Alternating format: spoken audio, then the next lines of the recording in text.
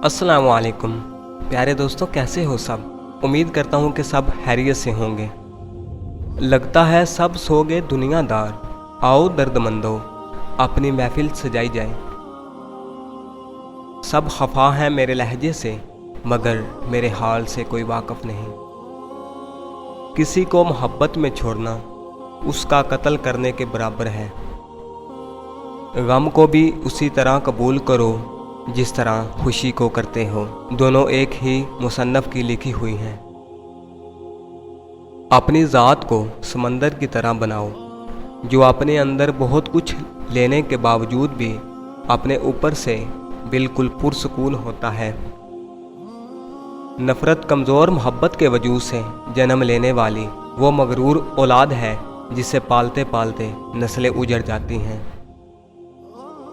किसी इंसान को दुख देना इतना आसान है जितना समंदर में पत्थर फेंकना, मगर कोई ये नहीं जानता कि वो पत्थर कितनी गहराई में गया है।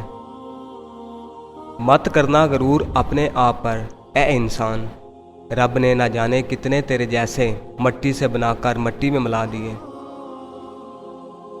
लोगों से याद करने का शिकवा मत करो, क्योंकि जो इंसान अपने रब को भूल सकता है वो सब को भूल सकता है।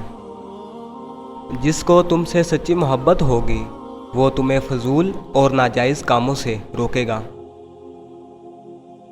किसी से इतनी नफ़रत ना करो कि मिलना पड़े तो मिल ना सको, और किसी से इतनी मोहब्बत ना करो कि कभी तन्हा जीना पड़े तो जी ना सको। हर वक्त तंज़िया लहजा रखने वाला अपना वकार खो बैठता है।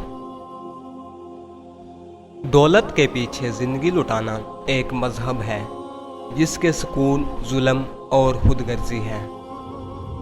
हम भी कितने अजीब लोग हैं, निशानियाँ महफूज रखते हैं और लोगों को खो देते हैं।